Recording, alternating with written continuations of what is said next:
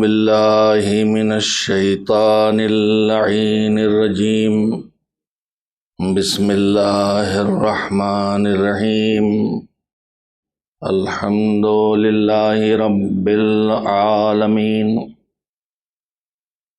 والعاقبۃ للمتقین والجنۃ للمؤمنین والنار للملحدین والمشرکین والکافرین والمنافقین والصلاة والسلام علی سید الانبیاء والمرسلین سیدنا ونبینا وشفیعنا ابی القاسم محمد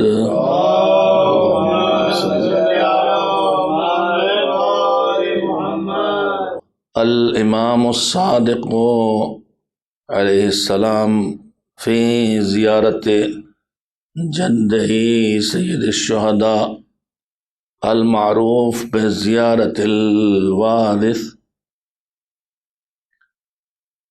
بأبی انتم و امی طبتم وطابت الارض التي فيها دفنتم وفزتم فوزا عظیما فیا لیتنی کنت معکم وافوز معکم صلوات بھیجیں محمد و آل محمد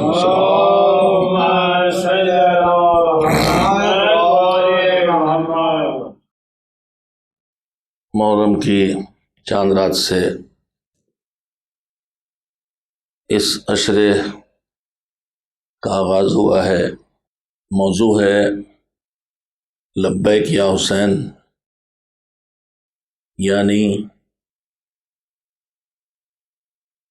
عصر غیبت میں ایک حسینی کی ذمہ داریاں کیا ہیں، ان کو پیش کیا جائے، اس لیے کہ لبیک یا حسین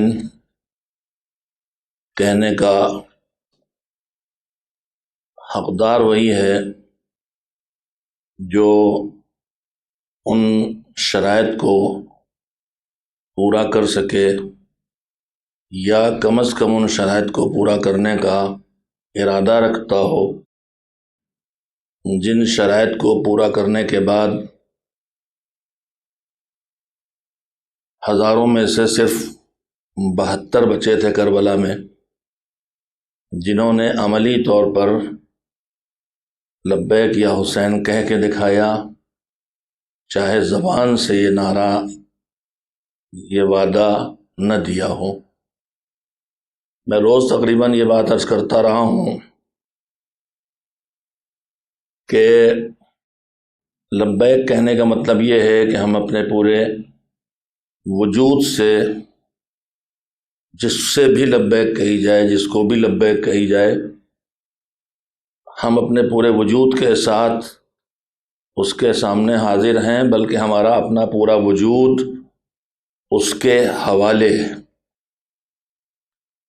حج میں لبیک اللہم لبیک کہنے کا یہی مطلب ہوتا ہے کہ پروردگار تو نے بلایا تھا، آ گئے ہیں، اور اب جو تو کہے گا وہ کریں گے بلا جھجک، اور جس کام سے تو روک دے گا اس سے رک جائیں گے بلا جھجک۔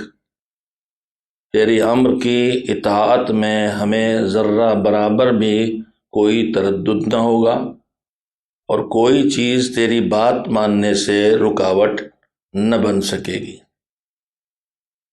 لبیک یا حسین کا مطلب بھی یہی ہے کہ ہم حسین سے یہ کہہ رہے ہیں کہ آپ جس غرض سے نکلے تھے، جس مقصد سے نکلے تھے، جو ہدف آپ کا آپ کی نگاہوں میں آپ کے قیام کے لیے تھا، جس مقصد سے آپ نے قربانیاں دیں، جس غرض سے آپ نے لوگوں کو اپنے ساتھ دعوت دی تھی، ہم آج وہاں نہیں تھے، لیکن آج ہم وعدہ کرتے ہیں کہ آپ کا جو مقصد تھا، اسی مقصد کو ہم برقرار کریں گے اور آج کی دنیا میں اس مقصد کو پورا کریں گے۔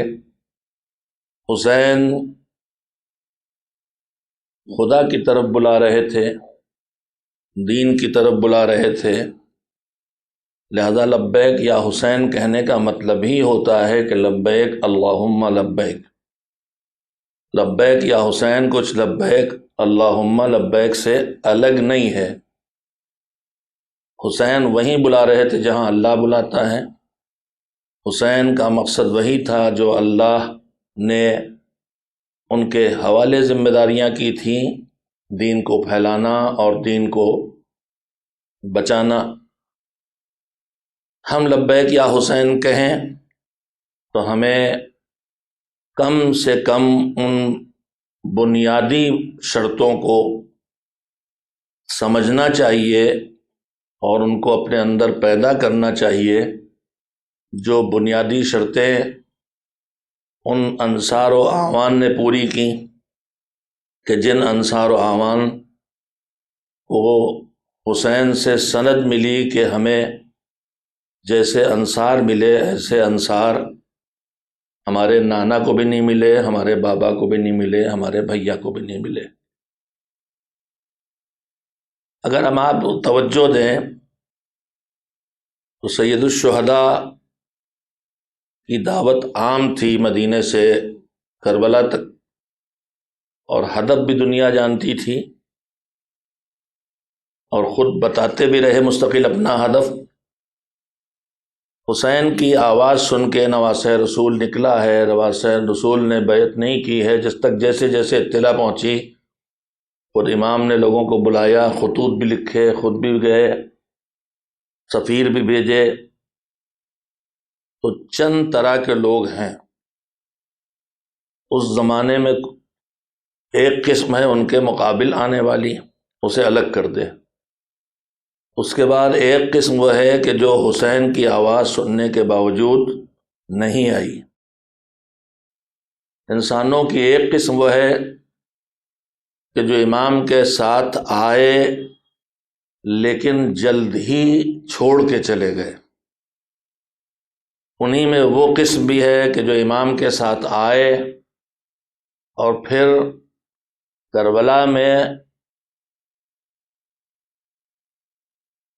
کربلا تک آئے، کربلا میں رکے، مگر عاشور سے پہلے چھوڑ کے چلے گئے۔ 72 لوگ جو بچے تھے وہ تھے جو شب عاشور حسین کے امتحان کے بعد بھی نہیں گئے تھے۔ اور اگر آپ توجہ فرمائیں تو میں خدمت میں عرض کروں کہ ایک ہی آواز کو سن کے مختلف اثر انسانوں پر مرتب ہوتے ہیں۔ امام کی ایک ہی آواز تھی، اس آواز کو سن کے کچھ وہ بھی تھے جن پر اثر ہوا ہی نہیں، جو گئے نہیں، جو حسین تک آئے نہیں، اور وہ بھی تھے جو آ کے واپس چلے گئے، وہ بھی تھے جو آ کے رکے۔ لیکن اگر انسانوں کی اعلیٰ کوالٹی کو دیکھا جائے تو جو بلانے سے آ کے رکے، آواز سن کے آئے اور رکے، ان سے بھی ایک اور اونچی کوالٹی دکھائی دیتی ہے کہ جن کو خصوصیت سے حسین نے بلایا۔ یعنی ایک کنارہ وہ ہے کہ جو اس حسین کو سن کے آیا بھی نہیں، اور ایک کنارہ وہ ہے کہ جسے خصوصیت کے ساتھ حسین نے دعوت دی، جس میں مثلا جناب حبیب ابن مظاہر سر فہرست ہیں، اس کے علاوہ وہاب ابن عبداللہ کی صورتحال بھی یہی ہے، اور جناب زہیر ابن القین کی صورتحال بھی یہی ہے کہ یہ حبیب کی خصوصیت ہے ان کا فقیہ ہونا، جس پر حسین خود بلاتے ہیں، الگ سے خصوصی تحریر لکھ کے بھیجتے ہیں۔ اس سے اندازہ لگایا جائے کہ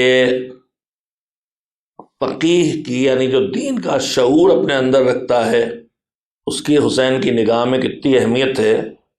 اور یہیں سے میں تمام عزاداروں سے اور بالخصوص اپنے جوانوں سے کہوں گا کہ تم جس مولا کا ماتم کرتے ہو اور جس کربلائی کے شہدائی ہو، وہ دیکھو کہ اس نے کن کن چیزوں کی قدر کی ہے اور خصوصی برتاؤ کیا ہے۔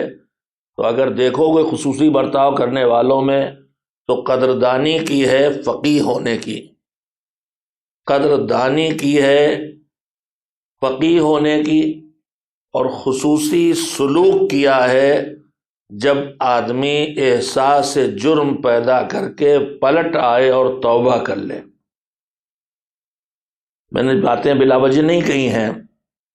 ایک وہ اعلیٰ کوالٹی ہے جو فقیہ کی منزل تک پہنچ جائے، حسین اس کی قدردانی کرتے ہیں کہ اسے بلاتے ہیں، اور ایک وہ ہے کہ جو حسین کے ساتھ نہیں ہے، حسین کے مقابل ہے، لیکن حسین کے لیے باعث زحمت بنا ہے، لیکن جب وہ اپنے ماضی پہ شرمندہ ہو کے، اپنے ماضی کو چھوڑ کے، اور اس ماضی کو چھوڑنے کے بعد اللہ کی بارگاہ میں حاضر ہو کے توبہ کرنے کے لیے پھر انہیں نہ صرف منصب سے ہاتھ دھونا پڑا بلکہ زندگی بھی قربان کر دی، تو جب کوئی اپنی غلط راہ سے کسی وقت بھی پلٹ کے واپس آ جائے تو پھر یہ اس کے ساتھ بھی خصوصی برتاؤ کرتے ہیں کہ حر کے علاوہ نہ کسی پیشانی پر سیدہ زہرا کا رومال باندھا گیا ہے،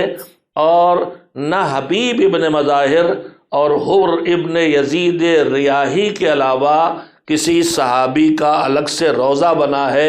اگر آپ توجہ دیں تو میں 2-3 قیمتی باتیں کہی ہیں۔ پہلی بات میں نے عرض کی کہ حسین جن کو بلا رہے ہیں، حسین جن کی قدردانی کر رہے ہیں، خصوصی دعوت دے کے بلا رہے ہیں، اس میں حبیب ہیں جن کا رتبہ یہ ہے کہ انہیں فقیہ کہا ہے اور ان کی قدردانی کی ہے، لہذا حسینی کو فقیہ کی قدر سمجھنا چاہیے۔ دوسری بات میں نے یہ کہی کہ جو خصوصی برتاؤ حسین نے کیا، اس خصوصی برتاؤ میں جناب حر کے ساتھ 2 خصوصی برتاؤ دکھائی دیتے ہیں۔ کربلا میں 3 امام موجود ہیں، مگر دور امامت 2 ہی کا آیا ہے۔ ایک دور امامت شہادت تک اور عصر عاشورہ تک سید الشہداء کا دور امامت ہے، اور ایک دور امامت حضرت سید سجاد کا دور امامت ہے۔ اگر آپ ان 2 اماموں کی سیرت پہ نظر ڈالیں تو آپ کو دکھائی دے جائے گا کہ حر کی خصوصیت کیا ہے۔ حر کی صرف ایک خصوصیت ہے کہ جب انہوں نے جنت و جہنم کے درمیان اپنے آپ کو پایا تو پھر جہنم سے نکل آئے، چاہے پوری دنیا چھن جائے، مٹ جائے اور زندگی بھی ہاتھوں سے چلی جائے۔ جب حر نے اس قربانی کو پیش کیا کہ مجھے اپنی غلطیوں کی تلافی کرنا ہے اور جہنم سے نکلنا ہے، تو اس کے بعد خصوصی برتاؤ 2 عصر امامت گزرے بلا فاصلہ، اور دونوں کا برتاؤ حر کے ساتھ دیکھیے۔ ایک نے معافی کے اعلان کے ساتھ ماں کا رومال پیشانی پہ باندھ کے قیامت تک کے لیے سند دے دی کہ دیکھو اس بارگاہ میں توبہ کرنے والے کو عزت کیا ملتی ہے، اور دوسرے امام نے سارے شہداء کو گنج شہداء میں لٹایا، مگر صرف 2 صحابی ہیں جن کی قبریں الگ بنائی گئیں، ایک حبیب ابن مظاہر کی اور ایک حر ابن یزید ریاحی کی۔ اندازہ لگاؤ فقیہ ہونا کتنی بڑی عظمت ہے کہ انہیں الگ روضہ قبر نصیب ہوتی ہے، اور راہ خدا میں آ کے اپنی غلطیوں سے توبہ کر کے راہ خدا میں آ کے اس وقت کی ڈیوٹی کو انجام دے دینا کتنا بڑا شرف ہے کہ جیسے فقیہ کو الگ قبر ملی ہے ویسے ہی اس تائب کو بھی الگ سے قبر ملی ہے۔ ایک صلوات بھیجیں محمد و آل محمد علیہ السلام۔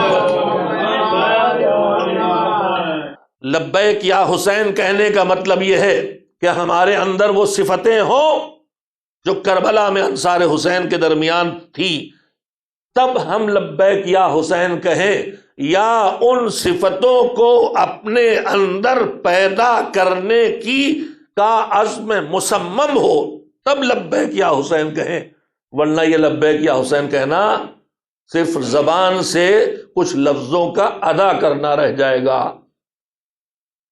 اور کربلا والوں نے 2 راہوں پہ ایک ساتھ سفر کر کے وہ منزل پائی تھی کہ جب امام زیارت پڑھے تو انصار سے، جس میں جون حبشی بھی شامل ہیں، معصوم امام جس کے بابا بھی معصوم ہے اور ماں بھی عظمتوں کی مالک ہے، اور ان سے بہتر خاتون اس وقت زمین پہ موجود نہیں ہے۔ مادر ائمہ اور مادر معصومین کی خصوصیات میں سے ایک خصوصیت یہ بھی ہے کہ اس وقت ان سے بہتر، چاہے وہ معصوم نہ ہو، عصمت کے درجے پہ نہ ہو، لیکن اس وقت ان سے بہتر کوئی خاتون زمین پر موجود نہیں ہوتی۔ جو زمین کی بہترین خاتون ہوتی ہے وہی امام کی اور معصوم کی ماں بننے کے لیے اللہ کی طرف سے منتخب ہوتی۔ اسی لیے آپ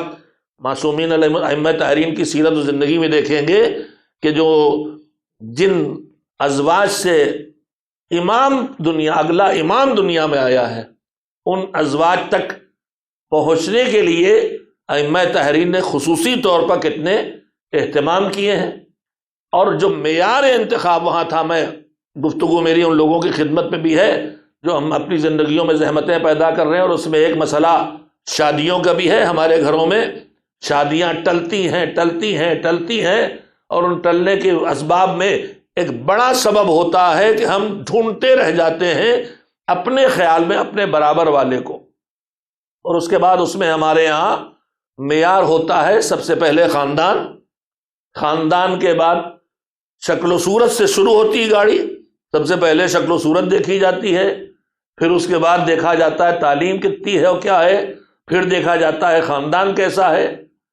یہ سب دیکھا جاتا ہے، لیکن وہ نہیں دیکھا جاتا جو معیار پیغمبر نے بنایا تھا۔ اور پھر اس کے اوپر بحثیں کھڑی ہوتی ہیں، اور خاندان کے مسائل میں سید اور غیر سید کے بحثیں شروع ہوتی ہیں، اور یہ کھرے سید ہیں کہ نہیں۔ یہ دشواریاں سب سے زیادہ سادات کرام میں، جو بر صغیر میں صدیوں پہلے کے آباد ہو گئے اور جو علاقائی مذہب سے متاثر ہو گئے، ان کے یہاں سب سے بڑی مصیبت بن جاتی ہے۔ اور ہمارے اسی بر صغیر کے ایک حصے میں بحث باقاعدہ آج تک جاری ہے کہ سید کی بیٹی کی شادی کسی غیر سید سے ہو سکتی ہے کہ نہیں۔ میرے عزیزوں، اگر معصومین کے ہاں انتخاب دیکھا جائے تو وہاں وہی معیار تھا جو معیار اسلام نے قرار دیا ہے۔ ان اکرمکم عند اللہ اتقاکم۔ سب سے زیادہ دین کہاں ہے، سب سے زیادہ طہارت کہاں ہے، سب سے زیادہ اللہ کی یاد اور صلاحیت عبادت کہاں ہے؟ ورنہ ائمہ طاہرین کی والدہ کے خاندانوں کو دیکھیے تو حبشہ کی کنیزیں بھی نکل آئیں گی، روم کی کنیزیں بھی نکل آئیں گی، گھما پھرا کے بادشاہ کی بیٹی تک پہنچانے کی کوشش ہم زمینداروں کی تاریخوں میں کی گئی ہے۔ لیکن اگر تاریخ کے گہرائیوں تک جایا جائے تو کوئی ضروری نہیں ہے کہ جتنی ازواج معصومین ہیں جن میں مادر ائمہ بنی ہے، ان کے سب کے خاندان ہمیشہ بادشاہوں سے جا کے جڑے ہوں۔ اس لیے کہ اسلام کی نگاہ میں خود بادشاہ ہونا ہی کوئی شرف نہیں ہے، شریف خاندان ہونا اور دیندار ہونا وہ خود شرف ہے۔ اور بحثیں بہت ہیں ہمارے یہاں کہ ہم اپنے گھر میں سیدان سید ہے تو سیدانی لائیں کہ غیر سید لائیں، اور کیا کریں اور کیا نہ کریں۔ مگر میں صرف آپ سے اتنا ہی کہنا چاہتا ہوں کہ سلسلہ ائمہ طاہرین میں 12 اماموں میں سیادت شروع ہوتی ہے حضرت حسن مجتبیٰ سے، اس لیے کہ امیر المومنین تو خود ابو السادات ہیں، وہ تو بابا ہیں سیدوں کے، اور فاطمہ الزہرا خود سیدہ ہیں، انہیں سے منسوب ان کی نسل سید کہلاتی ہے۔ اب اس میں ائمہ جو آنا شروع ہوتے ہیں، امام حسن مجتبیٰ کی والد گرامی خود حضرت زہرا، امام حسین علیہ السلام کی والد گرامی خود حضرت زہرا، مگر اس کے بعد چوتھے امام کی والدہ جناب شہربانو سیدانی نہیں ہے۔ اس کے بعد اگلا 5ویں امام، صرف 5ویں امام پورے ان 11 مولا علی کے بعد اور امام حسن اور امام حسن مجتبیٰ کے بعد جو امام بچتے ہیں اس میں صرف 5ویں امام کی والدہ سیدانی ہے۔ جی جناب حسن مجتبی سلام اللہ علیہ کی بیٹی حضرت فاطمہ بنت الحسن۔ پھر چوتھے امام کی والدہ بھی سیدانی نہیں، پھر چھٹے امام سے حضرت ولی عصر عجل اللہ تعالی فرجہ الشریف۔ اگر سیادت رشتوں کی بنیادی شرط ہوتی تو پھر یہ بنیادی شرط ہمارے اماموں کے گھروں میں پوری کی گئی ہوتی۔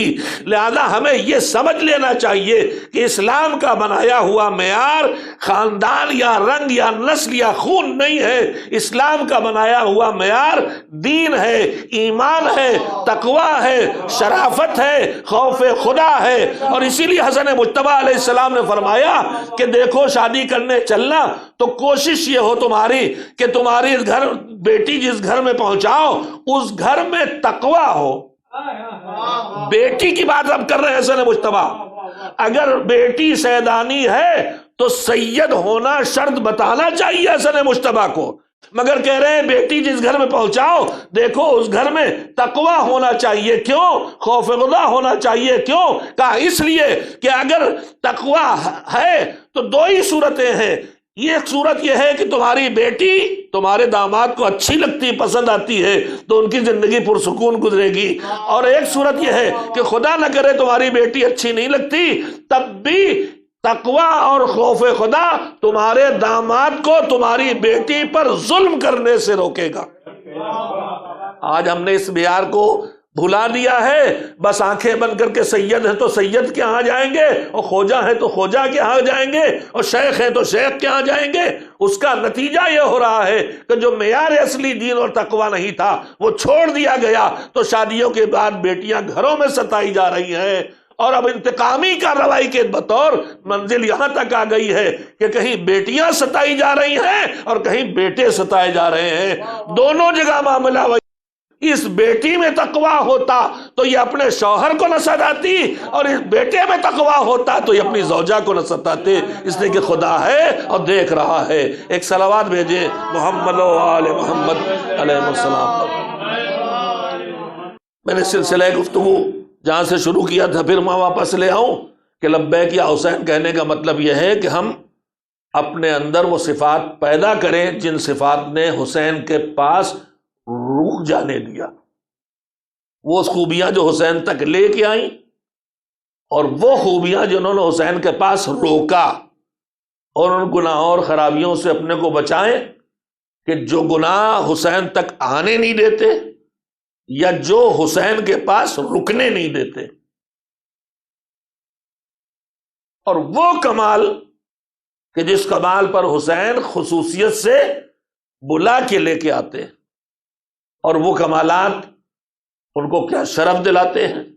انہی میں دو نمونے میں نے آپ کے سامنے رکھے کہ پورے کربلا کے اور چیزیں دیکھیں نظر آئیں گی، میں نے جو محسوس کیا میں اتنا ہی آپ کے لیے عرض کر رہا ہوں کہ ایک خصوصی اہتمام و احترام دکھائی دیتا ہے فقیہ کے لیے، اور ایک خصوصی اہتمام و احترام تقریباً اسی کے مساوی دکھائی دیتا ہے اس کے لیے جو سب چیزوں کو ٹھوکر مار کے اپنی آخرت بچانے کے لیے چلا آئے۔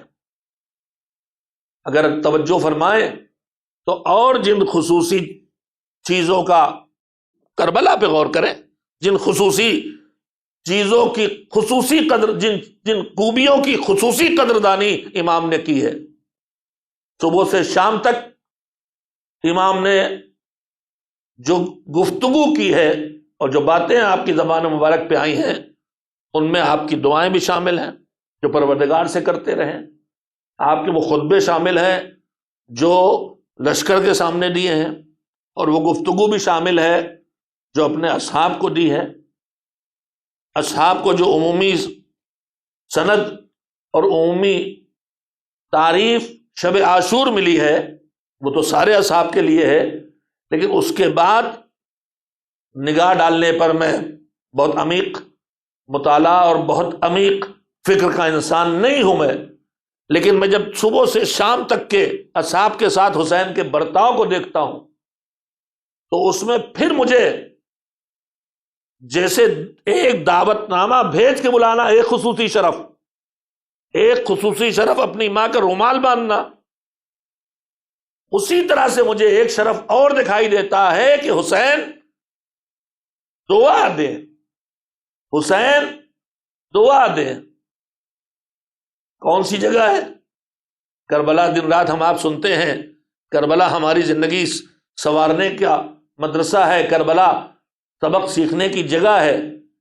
کربلا کی پر نظر ڈالیں تو ہم اپنے اندر وہ صفتیں پیدا کریں جو لبیک یا حسین کی عملی شکل دینے کے ہمیں لائق بنا دے۔ میں آج یہ کوشش کر رہا ہوں آپ کی خدمت میں بات کرنے کی کہ لبیک یا حسین کا تقاضا کیا ہے، ہمارے اندر کیا ہونا چاہیے اور کیا نہ ہونا چاہیے، کون سی خوبیاں ہو اور کون سی نہ ہو، تب ہم عملاً زبان سے کہی ہوئی اس بات کو پورا کر سکیں گے۔ یعنی آج زبان سے لبیک یا حسین کہہ کے جس وقت وارث حسین آ کے آواز دے گا، اس وقت ہم ان میں نہ ہو کہ جو نہ جائیں آواز پہ، ان میں نہ ہو کہ جو جا کے واپس چلے آئیں، یا ان میں ہو کہ جو جائیں تو رک جائیں، یا اللہ ہمارے اوپر کرم فرمائے کہ ان میں ہو جنہیں خصوصی دعوت نامے پہ بلایا جائے۔ اللہ ہمیں ان میں شامل کرے جو ان کی پہلی آواز پہ ہم ان تک پہنچ جائیں، تو وہ صفتیں ہمیں اپنے اندر پیدا کرنا ہوں گی۔ یہ میرا موضوع ہے اس وقت کا، آج کا، کہ لبیک یا حسین کے تقاضے کیا ہیں۔ میں نے عرض کیا کہ کربلا میں خصوصی برتاؤ دیکھیں، ان صفتوں سے ہم اپنے آپ کو مزین کریں جن صفتوں پہ خصوصی قدردانی ہو رہی۔ میں نے 2 تذکرے کیے، تو اسی بات کہنا چاہتا ہوں۔ مصاحب میں ہر وقت ہم آپ سنتے ہیں، مصاحب میں ہم ہر وقت سنتے ہیں کہ کربلا کی جنگ اپنے عروج پہ ہے، کہ ایک مرتبہ ظہر کا وقت آ جاتا ہے اور سورج کو زوال شروع ہوتا ہے، تو جناب ابو ثمامہ سیداوی، جناب ابو ثمامہ سیداوی مولا کے پاس ہوں گے شاید اس وقت، یہاں آئے ہوں، خاص کر کے میں نہیں کہہ سکتا، کہتے ہیں کہ مولا نماز ظہر کا وقت ہے، آپ کی اقتدا میں نماز اور پڑھ لیں۔ حسین نگاہ اٹھا کے دیکھتے ہیں اور اس کے بعد کہتے ہیں کہ ہاں یہ اول وقت زوال ہے، اور اس کے بعد مولا کے جملے جو ہیں وہ کیا ہیں قدردانی کے، کہ اللہ جعلک اللہ من المصلین، یا مصلی کا لفظ نہیں ہے، قائم، نماز قائم کرنے، عربی میں جو لفظ بھی ہے میرے دماغ سے نکل گیا ہے، کہ اللہ تمہیں نماز گزاروں میں شمار فرمائے، یا مسلین ہو، میں تھوڑا کنفیوز ہوں، یا نماز قائم کرنے والے، یا نماز گزار پڑھنے، نماز گزاروں ترجمہ تو مسلین کا ہی ہوتا ہے، اگر کم سے کم یہی ہے تو میرے عزیزوں نماز پڑھنے والے تو سب ہوتے ہیں، مگر ابو ثمامہ، پہلی بات کہ ابو ثمامہ دعائے حسین کے حقدار کس بات پہ بنے؟ دعائے حسین کے حقدار بنے نماز کو یاد رکھنے پر۔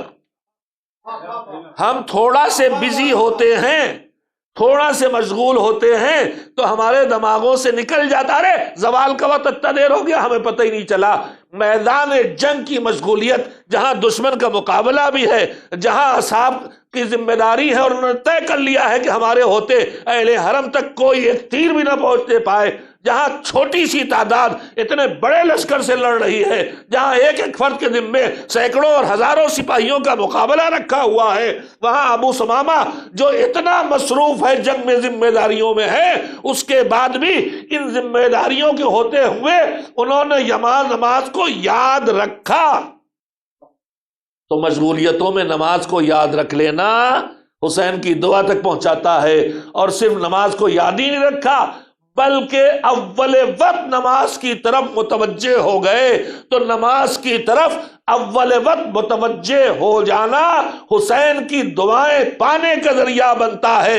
لبیک یا حسین کہو تو پہلے اپنے کو اول وقت نماز کا عادی بناؤ، تاکہ کم سے کم ابو ثمامہ کے قدموں میں جگہ مل سکے۔ ایک صلوات بھیجے محمد و آل محمد علیہ وسلم۔ لبیک یا حسین کہنے کے لیے جن جذبوں سے، جن کمالات سے، جن خوبیوں سے، جن حسنات سے آراستہ ہونا ضروری ہے، میں نے ان میں سے کچھ خصوصی تذکرے آپ کے سامنے کیے ہیں، لیکن جو انصار حسین کے درمیان وہ مشترک کمالات ہیں اور صفات ہیں جو سبب انتخاب بنے ہیں اور حسین کی بارگاہ میں آنے اور بارگاہ حسین میں رکنے کی صلاحیت پیدا کی ہے، ان میں سب سے پہلے اللہ پر وہ کامل ایمان ہے کہ جس میں نہ کوئی ڈر تذلل پیدا کر سکتا ہے، نہ کسی چیز کی لالچ اس کے اندر لغزش پیدا کر سکتی ہے۔ دیکھیے، ہم آپ عام زندگی میں جو ایمان اور دین کے ساتھ زندگی بسر کر لیتے ہیں، ہم لوگ بھی ہمیشہ ان لمحات سے خوفزدہ رہتے ہیں کہ پروردگار وہ امتحان ہمارا نہ ہو کہ جس امتحان کے موقع پہ آدمی آ کے ایمان کو کھو بیٹھتا ہے۔ وہ امتحان کی منزلیں کون کون سی ہوتی ہیں جہاں آدمی سے اس کا ایمان چھن سکتا ہے؟ عام حالات میں با ایمان رہنا، دین کے اوپر عمل کرنا، دین کے تقاضوں کو پورا کرنا، اعمال دین کو انجام دینا، نماز پڑھنا، روزہ رکھنا، یہ سب چیزیں نارمل سی ہیں۔ لیکن اس وقت سے مسئلہ کھڑا ہوتا ہے جب عام حالات زندگی تھوڑا سے بدلے، اور وہ بدلتے کہاں ہیں؟ کبھی انسان ضرورت مند ہوتا ہے اور اس کی ضرورتیں اسے ان چیزوں کے حصول کی طرف لے جاتی ہیں، ضروریات زندگی کے حصول کی طرف۔ اب یہاں ایمان کے ساتھ زندگی کی ضرورتیں پوری کی جا سکیں یا ایمان چھوڑ دیا جائے، یہیں سے امتحان اور فرق شروع ہو جاتا ہے۔ کچھ بھوکے رہ سکتے ہیں، ایمان نہیں چھوڑتے، کچھ بھرے پیٹ ہونے کے باوجود دولت بڑھانے کے لیے قدم قدم پہ ایمان چھوڑتے رہتے۔ تو ایک جگہ ہوتی ہے وہ جہاں ایمان جانے کا خطرہ ہے، وہ ہے لالچ۔ جب دنیا کی لالچ دی جائے، ہرس پیدا کرائی جائے، اس وقت ایمان بچانا ایک کام ہوتا ہے۔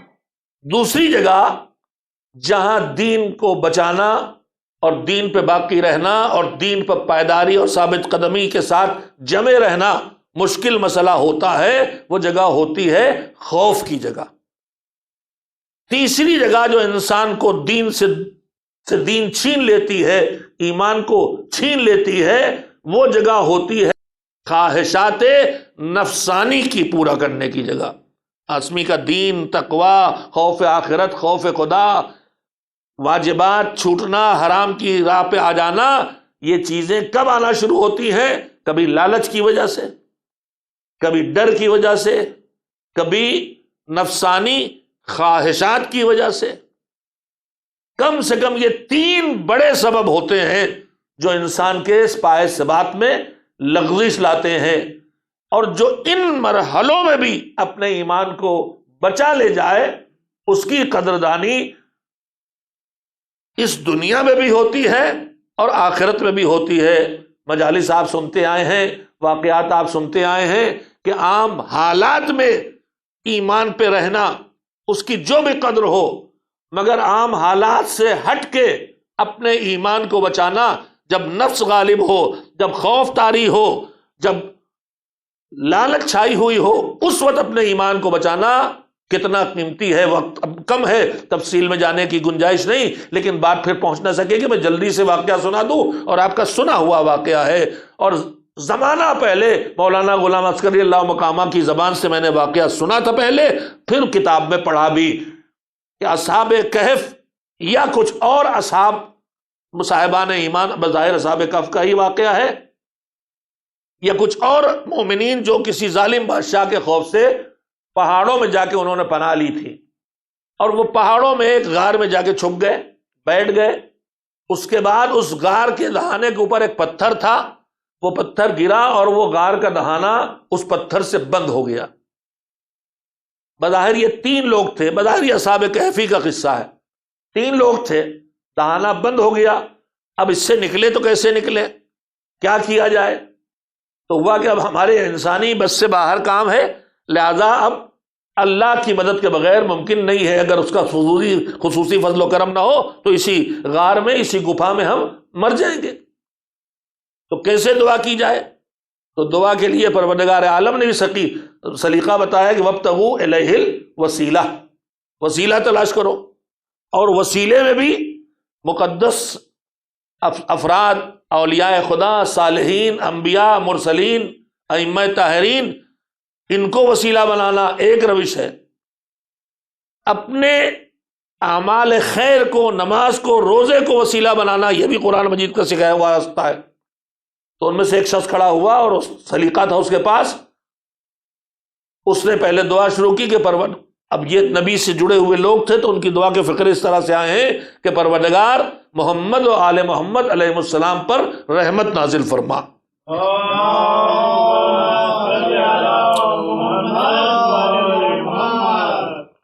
اب اس کے بعد دعا شروع کی تو اس نے کہا کہ پروردگار، میں اپنی تمام زندگی جتنے بسر کی ہے اس میں جتنی نیکیاں کمائی ہیں، کوئی نیکی ایسی نہیں پاتا کہ جو تیری بارگاہ میں لائق قبول ہو۔ وسیلہ بنانا ہے نا اپنے کسی عمل کو، تو کوئی ایسی نیکی نہیں پاتا کہ جو لائق قبول ہو، سب میں نقائص ہیں، کمیاں ہیں، اور اس میں وہ للہیت و خلوص نہیں ہے کہ میں تیری بارگاہ میں پیش کروں۔ لیکن میں نے ایک اچھا کام جو کیا ہے وہ صرف اور صرف تیری خوشنودی کے لیے کیا ہے، اور وہ یہ تھا، پر اسے پھر واقعہ سنا ہے، مختصر کر کے سنا دوں۔ اس نے کہا کہ اس نے کوئی مزدور بلایا تھا کام کرنے کے لیے، اس سے مزدوری طے نہیں کی تھی۔ جب کام کر چکا تو اس نے شام کو کچھ غلہ اس کو مزدوری کے طور پہ دیا، تو مزدور نے کہا کم دے رہے ہو؟ اس نے کہا نہیں میں تو اتنا ہی دوں گا۔ تو مزدور نے کہا میں لوں گا نہیں، چلا گیا وہاں سے۔ اب وہ چلا گیا تو آدمی بے ایمان نہیں تھا، اس نے سوچا کہ یہ اتنا غلہ تو میں نے بھی مانا تھا، لیکن اس کی اجرت ہے تو اب یہ میرا تو ہے نہیں، تو اب کیا کروں؟ رکھا رہے گا تو سڑ جائے گا۔ کچھ دن انتظار کیا، جب لینے دوبارہ نہیں آیا تو اس نے سوچا اب کیا کرے، کیسے بری ذمہ ہو؟ تو اس نے پھر یہ کیا کہ اس کو بھی کھیتی میں اس غلے کو بھی شامل کر دیا۔ اب وہ تو آیا ہی نہیں، اس نے وہ کھیتی مثلا سوچئے مثلا 1 کلو گیہوں تھا، اب اس نے 1 کلو گیہوں جب وہ لینے نہیں آیا تو رکھے سڑ جائے گا، بو دیا تو 1 کلو گیہوں مان لیے 2 کلو ہو گیا، پھر 2 کلو بوئے تب تک نہیں آیا، تو دھیرے وہ تھوڑا سا گیہوں بڑے بڑے کھیتوں میں بدل گیا اور وہ لینے نہیں آیا۔ ایک دن وہ آدمی اسے مل گیا، تو اس کو کہا کہ بھائی تو اپنی اجرت چھوڑ کے چلا گیا تھا، مجھے بارگاہ خدا میں جانا ہے چند برس کے بعد، چل اپنی اجرت لے لے۔ تو اس کو کہا اچھا چلو دے دو۔ تو لے کے آیا، کہا دکھایا کہ یہ یہاں سے وہاں تک جو تیری فصل کھڑی ہے یہ تیری اجرت ہے۔ تو اس نے کہا کل آپ اتنا کم دے رہے تھے اور اب آپ پھر میرا مذاق اڑانے کے لیے لائے ہیں، یہ میری اجرت کہاں ہے؟ تو کہا نہیں یہ تیری اجرت ہے۔ اس نے اپنا قصہ بنایا کہ یہ اس طرح میں نے تجھے یہ کھیتی تمہارے غلے سے کی، اس کے دے دیا، اس کو راضی کیا۔ اب اس نے کہا کہ پروردگار یہ جو میں نے اتنے دنوں تک اس کے گیہوں کی کھیتی کو اس طرح بڑھایا، یہ میں نے صرف اور صرف تیرے لیے کیا تھا کہ تیرا حکم ہے کہ حقدار تک حق پہنچایا جائے، تو اگر تجھے میرا یہ عمل پسند آیا ہو تو محمد و آل محمد کا واسطہ دروازہ کھول دے۔ تو جو غار پہ پتھر تھا اس کا 1/3 حصہ ہٹ گیا۔ اب دوسرا مومن اٹھا، اس نے اٹھ کہا کہ پروردگار میرے پاس بھی کوئی نیکی نہیں دکھائی دیتی جو تیری بارگاہ میں پیش کرنے لائق ہو سوائے ایک نیکی کے، اور وہ یہ کہ میری ماں بہت ضعیفہ ہے، اپنے ہاتھوں سے کچھ نہیں کر پاتی۔ رات میں سونے سے پہلے اس نے مجھ سے پانی مانگا۔ اب پانی ہماری طرح تو ہے نہیں کہ گئے فریج سے لے آئے، ممکن ہے گھر میں نہ رہا ہو، کہیں دور چشمہ چار کہیں سے لاگے۔ بہرحال وہ کہتا ہے کہ جب میں پانی لے کے آیا تو میری ماں سو گئی تھی، تو میں رات بھر پروردگار وہیں پانی لیے کھڑا رہا، اس لیے کہ نہ جانے میری ماں کی آنکھ کب کھلے اور اسے پانی کی ضرورت ہو۔ میرے جوان یہاں سنیں، یہ ہے ماں باپ کا حقوق۔ میں وہیں رات بھر کھڑا رہا کہ نہ جانے میری ماں کی آنکھ کب کھلے، رکھ کے جا سکتا تھا لیکن نہیں، مانگا ہے تو اپنے ہاتھ سے دینا ہے۔ وہیں کھڑا رہا کہ نہ جانے میری ماں کی آنکھ کا کھلے اور اسے کب ضرورت ہو۔ میری ماں رات بھر سوتی رہی، لہذا میں رات بھر کھڑا رہا، سو نہ سکا۔ پروردگار یہ جو میں نے کیا ہے یہ صرف اور صرف تیری خوشنودی کے لیے کیا، اگر تجھے یہ بات میری پسند ہو تو محمد و آل محمد کا واسطہ ان مشکل کو آسان کر، اور یہ دروازہ جو بند ہو گیا، پتھر گر گیا ہے، اسے کھول دے۔ روایت کہتی ہے 1/3 دروازہ اور ہٹ گیا۔ میں نے جو پورا واقعہ آپ کو سنایا تھا کہ مشکل ترین کام ہوتا ہے ایمان کا بچانا، خوف میں، لالچ میں، نفس کے دباؤ میں۔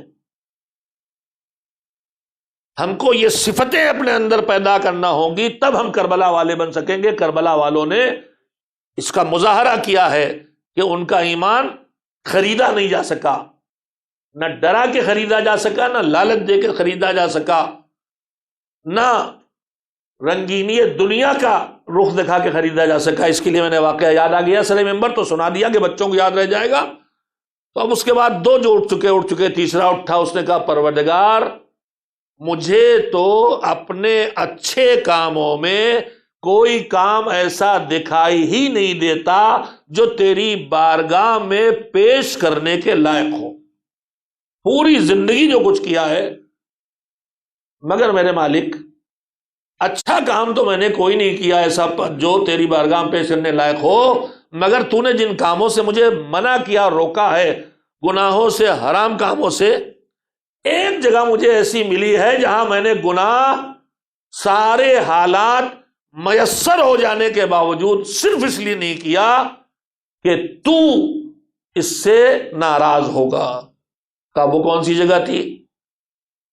تو اس نے اپنا قصہ سنایا کہ وہ جہاں رہتا ہے وہاں اس کے دکان ہے سودے سلف کی، غلے کی، تحت پڑا، لوگوں کے پاس پیسے ختم ہو گئے، فاقے شروع ہو گئے، تو ایک مومنہ خاتون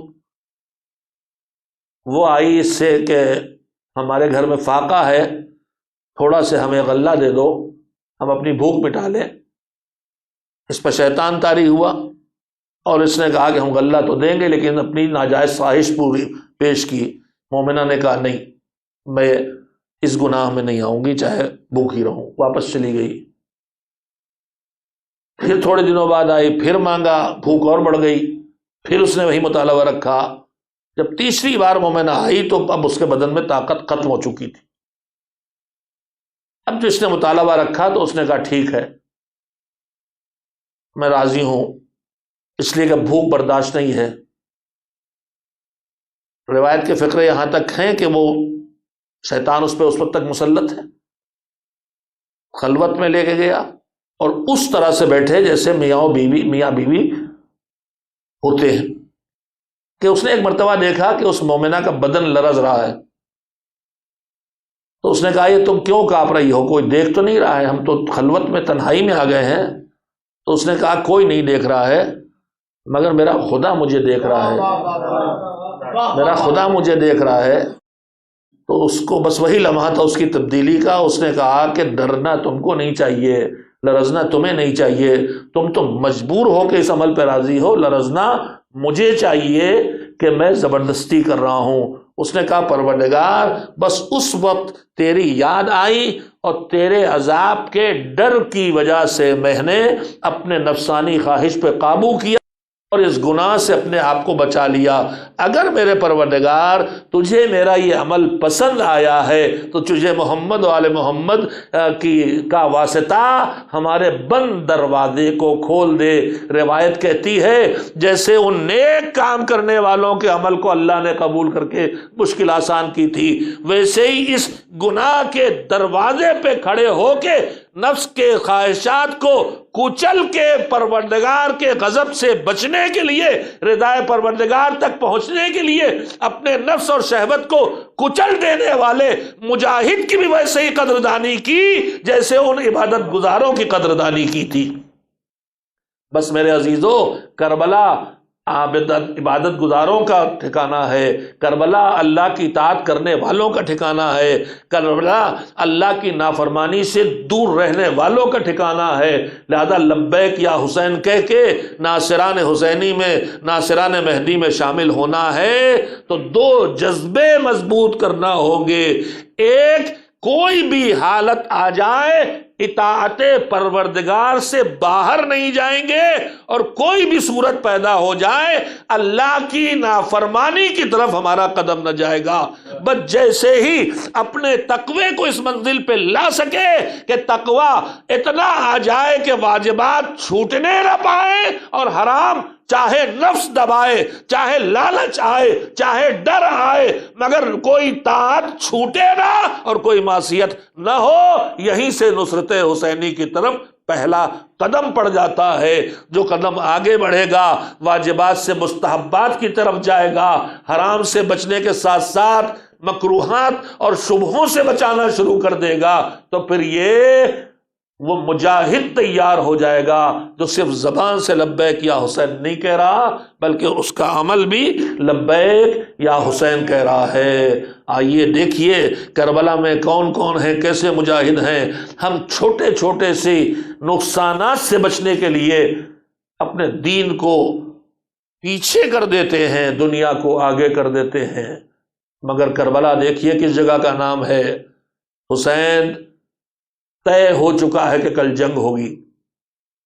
سارے انصار جو بچے ہیں، جو چھوڑ کے اب نہیں گئے ہیں، ان سب کو جمع کر لیا اور اس کے بعد ان سے کہنا شروع کیا، ماد اللہ حسین کو یہ دکھاوا نہیں کر رہے ہیں، حقیقت کر رہے ہیں کہ دیکھو یہ میری جان کے دشمن ہیں، ان کا لینا دینا جو ہے مجھ سے ہے، انہیں تم سے کوئی مطلب نہیں ہے۔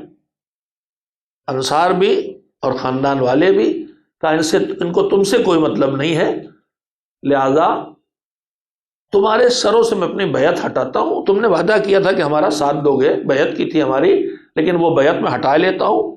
اب تم آزاد ہو فیصلہ کرنے کے لیے، اور میں تم سے کہتا ہوں کہ تم سب چلے جاؤ۔ کوئی کچھ نہ بولا۔ تھوڑی دیر گزری، کوئی نہ بولا، کوئی نہ ہٹا، تو امام نے کہا کہ مجھے معلوم اندازہ ہے کہ تم شریف لوگ ہو، اور تم ایسے واپس جاتے ہوئے تمہیں شرم آ رہی ہے کہ میں چھوڑ کے جا رہا ہوں، تو دیکھو یہ میرے اہل حرم ہیں، یہ میرے گھر کی بیویاں ہیں، یہ بچے ہیں، میرے اہل حرم میں سے اپنے ساتھ ان کو لے کے جاؤ، تاکہ تمہارے پاس ایک عذر ہو کہ ہم خود سے چھوڑ کے نہیں آئے، ہم حسین کے گھر والوں اور بیویوں اور بچوں کو بچانے کے لیے ان کو لے کے نکل آئے، اور تمہیں شرمندگی کا سامنا، یہ اس سے بڑا کریم مولا کون ہوگا کہ جو چاہنے والوں کو راہ بتا رہا ہے کہ تمہیں شرمندگی کا شکار نہ ہونا پڑے۔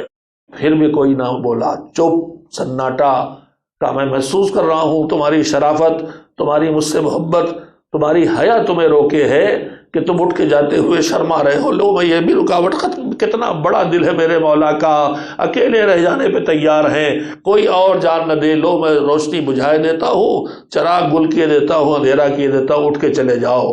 بس یہ منزل آئی تھی کہ سکوت ٹوٹا، ایک مرتبہ ابوالفضل کی آواز آئی، جائیں تو آپ کے بعد جی کے کیا کریں گے؟ ہر طرف سے آوازیں آنے لگی، ہم آپ کو چھوڑ کے جائیں گے، فرزند زہرا کو، رسول کے بیٹے کو، تو کل آپ کے نانا کا سامنا کیسے کریں گے؟ کہیں سے آواز آئی، ہم جائیں، ہم جانے والوں میں نہیں ہیں، ہمیں مارا جائے، ہمیں کاٹا جائے، ہمارے جسم کے ٹکڑے ٹکڑے کیے جائیں، جلا کے خاک کیا جائے، اس کے بعد پھر ہمیں دوبارہ زندگی دی جائے، پھر مارا جائے، پھر کاٹا جائے، پھر جلایا جائے، 70 بار بھی، یعنی بے شمار بار بھی ہمارے ساتھ یہ سلوک ہو، تب بھی ہم آپ کو چھوڑ کے جانے والے نہیں ہیں۔ حسین نے روشنی کر دی، دعائیں دیں، فخر کیا، ناز کیا، اور اس کے بعد کہا کہ کل جنگ ہوگی اور کل شہادت کا دن ہے، ہاتھ میں فہرست ہے، حسین کے پاس نام ہے سارے۔ انہوں نے ایک ایک شہید کا نام سنانا شروع کیا، یہ شہید ہوگا، یہ شہید ہوگا، شہیدوں کے نام سنا رہے ہیں حسین، سب انتظار میں ہیں، میرا نام آئے گا، میرا نام آئے گا، نام آتے جا رہے ہیں، یہاں تک کہ انہیں انتظار کرنے والوں میں ایک 13-14 سال کا کم سن جب وہ جنگ کے لیے نکلا تھا تو راوی نے قاسم ابن الحسن، یتیم حسن، ہمارے بنی ہاشم حضرت ابوالفضل العباس کہلاتے تھے، لیکن جب قاسم جنگ کے لیے نکلے ہیں تو راوی کہتا ہے کہ میں نے ایک 13-14 سال کے نوجوان کو دیکھا کہ جس کے آدھے چہرے پر امامے کا تحت الحلق لٹکا ہوا تھا، اور دور سے سورج کی روشنی میں بھی ایسا لگتا تھا جیسے کوئی چاند نکلا ہوا ہے، حسن و جمال کے پیکر تھے، بھیا کی یادگار، 3 سال کی عمر میں یتیم ہو گئے، چچا نے باپ کی طرح پالا ہے۔ قاسم انتظار میں ہے میرا نام بھی آئے، میرا نام بھی آئے۔ سب کے نام آتے جا رہے ہیں، اور محمد کے نام آ گئے، حضرت ابوالفضل کے بھائیوں کے سارے نام آتے جا رہے ہیں، نام آیا قاسم کا۔ تھوڑی دیر جب حسین چپ ہوئے، قاسم کھڑے رہے کہ شاید اب میرا نام آئے، مگر جب چچا کا سکوت نہ ٹوٹا تو ان کے صبر کا پیمانہ لبریز ہوا۔ ایک مرتبہ آگے بڑھا یہ نوجوان، کم سن جوان، اور کہا چچا آپ نے سب کا نام لیا، کیا میرا نام فہرست شہداء میں نہیں ہے؟ یہ نوجوانی کی عمر ہمارے درمیان کس چیز کی سمجھی جاتی؟ کھیلنے کودنے کی، اور یہاں کیا ہے؟ یہ بصیرت، یہ شعور، یہ کربلا میں حسین کے پاس ہے۔ یہ شعور ہمیں اپنی نسلوں میں پیدا کرنا ہوگا، تب ہم لبیک یا حسین کہنے کے حقیقی حقدار بنیں گے۔ کہا چچا میرا نام نہیں ہے کیا؟ حسین نے اب بھی اور چاہا، دنیا پہچان لے میرے اس کم سن کو۔ کہا یہ بتا بیٹا، موت ہے کیسی تیری نگاہ میں؟ جس چیز کو چکھا نہیں اس کا مزہ پوچھ رہے ہیں۔ تو یہ عارف، یہ صاحب معرفت جواب دیتا ہے چچا موت کے بارے میں پوچھتے ہیں تو دنیا میں سب سے مزیدار اور میٹھی چیز کا نام ہے شہد، اور موت تو شہد سے بھی زیادہ میٹھی چیز ہے چچا۔ حسین نے اس کے بعد ایک جملہ کہا، عجیب جملہ، صرف یہی نہیں کہا کہ بیٹا تمہارا نام شہداء کی فہرست میں، کہا قاسم تمہارا نام بھی ہے اور شہداء کی فہرست میں تمہارے بھیا اپنے نام کو شہداء کی فہرست میں پا کے جس خوشی کا احساس قاسم کو ہوا تھا وہ اسی لمحے ختم ہو گئی۔ چچا ارے میرا نام ہے تو ہے، یہ میرے اصغر کا نام کیسے؟ میں تو جاؤں گا گھوڑے پہ بیٹھ کے لڑوں گا، مگر میرا بھیا تو ابھی گھٹیوں بھی نہیں چلتا۔ ارے قاسم نے سوچا جب جاتا نہیں تو کیسے کہا چچا یہ بتاؤ کیا میرے بھیا کو دشمن خیموں میں آگے ماریں گے؟ اب وہ غم کی منزل ہے کہ حسین دیکھ رہے ہیں کہ بچے کے دل میں اتنی طاقت نہیں کہ اس سے اس حقیقت سے باخبر کرے۔ کہا نہیں میرے لال، ظالم خیموں میں در آ کے تیرے بھیا کو نہیں ماریں گے، وہ میرے ہاتھوں میں مقتل تک جائے گا۔ ارے قاسم کو تو نہ بتایا مگر حسین کو تو پتا ہے کہ وہ وقت بھی آئے گا جب خیموں میں یہ ظالم درانا آئیں گے۔ ارے بیٹیوں کے سروں سے چادریں، کانوں سے گوشوارے کھینچیں گے۔ یہ درد تو بس حسین کے سینے میں ہے، ابھی اور کسی کو پتا نہیں ہے کہ سروں سے چادریں چھنیں گی، خیمے جلیں گے۔ گزر گیا امتحان کا وقت، قاسم خیموں میں آ گئے، دل کو اطمینان ہے کہ شہادت پانے والوں میں ہمارا نام لکھا ہے، مگر اب صبح ہوئی، بچہ بے چین ہے، کیسے جائیں، اجازت نہیں ملتی۔ بنی ہاشم کی بھی باری آ گئی۔ روایت کہتی بار بار حسن مجتبیٰ کا لال اپنے چچا کی خدمت میں آتا تھا، اور جیسے بچے خوشامد نہیں کرتے ہیں ویسے اپنے چچا کے ہاتھوں کو چوم چوم کہتا تھا چچا آپ مجھے جانے دو، چچا آپ کی بار مجھے جانے دو۔ ہاتھ چومنے بھی جانے تھی تو مقدموں بھی گر جاتے تھے، چچا مجھے جانے دو چچا۔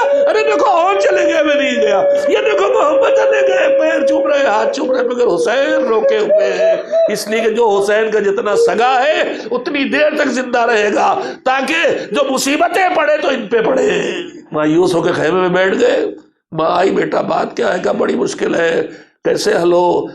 چچا میدان میں جانے کی اجازت نہیں دیتے، بابا ہے نہیں۔ شاید بابا کی شہادت کے بعد پہلی بار اس یتیم کو احساسی یتیمی ہوا ہو۔ بابا ہے نہیں کہ کہنے میرے چچا سے، بابا کا نام سن کے نا ام فرما کو سب یاد آ گیا۔ وہ وقت جب کلیجے کا خون تھوک کے دنیا سے رخصت ہوتے بچے کے بابا نے کہا تھا بیٹا یہ میرا مصیبتوں کا شکار جب یہ کہے بڑا دشوار وقت ہے تو اس وقت یہ تحریر میری چھوٹی سے کھول کے دے دینا۔ کہا بیٹا تمہارا باپ تحریر لکھ کے گیا ہے کہ مشکل مت کھولنا، کا اماں اس سے بڑا مشکل وقت کیا آئے گا؟ تحریر کھولنے کا ڈالی، باپ کی تحریر، بڑے بھائی کی تحریر، چھوٹے بھائی کے نام، کربلا میں تم جب آؤ گے میں نہ ہوں گا، میری اس نشانی کو قبول کر لینا۔ قاسم لے کے گئے، بھائی کی تحریر حسین نے پڑھی، لبوں سے لگائی، گریہ کیا۔ قاسم نے پھر باپ چچا کے قدموں کو چومنا شروع کیا، ہاتھوں سے لپٹ لپٹ کے منہ سے لینا شروع کیے۔ اب آگوش پھیلا کے حسین کپڑے کے گلے سے لگا لیا، جا تجھے بھی اجازت جانے کی اجازت دیتا ہوں۔ اپنے ہاتھوں سے کپڑے پہنائے، اپنے ہاتھوں سے سجایا۔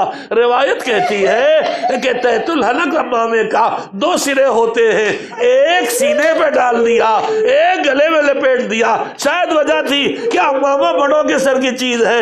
اس بچے کے چہرے پر نوجوانی کے پیار کی کیفیت دیکھ کے شاید کوئی ظالم رحم کر جائے، مگر ہائے جب قاسم کو رخصت کیا، جنگ لڑی، عباس کا شاگرد علی کا بیٹا کس کے قابو میں آئے؟ عمرو سعد نامی ایک ظالم نے آگے بڑھ کے چھپ کے بنا لے لی۔ جب قاسم لڑتے ہوئے آئے تو تلوار کا بھرپور وار کیا، چاند جیسے چہرے کو 2 ٹکڑوں میں تقسیم کر دیا۔ قاسم تیورا کے گرے، چچا چچا چچا مدد کو آؤ۔ زمین پر قاسم گرے تھے کہ ایک ظالم تلوار لے کے آگے بڑھا تاکہ قاسم کے سر و تن میں جدائی کر دے۔ ادھر سے قاسم نے آواز دی، چچا جلدی مدد کو آؤ۔ ادھر سے حسین عقاب کی طرح گھوڑا دوڑاتے ہوئے چلے، ظالم رک جا، ظالم رک جا۔ ایک مرتبہ جو حسین نے اس ظالم پہ حملہ کیا، اس کے ہاتھ کٹے، اس نے لشکر کو مدد کے لیے پکارا، ادھر سے لشکر ادھر کا لشکر ادھر، زمین پہ قاسم پامال ہو رہے ہیں۔ ارے چچا، ارے چچا، ارے چچا کی آوازیں آ رہی ہیں، لشکر کی بھیڑ، دھول۔ جب سب ہٹی تو راوی کہتا ہے کہ ہم نے دیکھا خون میں ڈوبے کچلے لاشے کے پاس ایک چچا سر جھکائے پڑا، مرثیہ پڑھ رہا ہے، بیٹا چچا شرمندہ ہے، بلایا تو آ نہ سکا، آیا تو تیرے لیے کچھ کر نہ سکا، جسم کے ٹکڑوں کو سمیٹا، کلیجے سے لگایا، ننھے قد والے قاسم کے پیر کچلنے سے جسم اتنا لمبا ہے کہ زمین پر کھینچ رہے ہیں، سمیٹ کے خیموں میں لے آئے۔ لو ام فروا، بڑی تمنا تھی تمہاری، تمہارا بچہ دولہا بن کے آ گیا، خون کا صحرا ہے، خون کی لڑیاں۔ وَسَيَعْلَمُ الَّذِينَ ظَلَمُوا أَيَّ مُنقَلَبٍ يَنقَلِبُونَ أَلَا لَعْنَةُ اللَّهِ عَلَى الْقَوْمِ الظَّالِمِينَ اللهم تقبل منا إنك أنت السميع العليم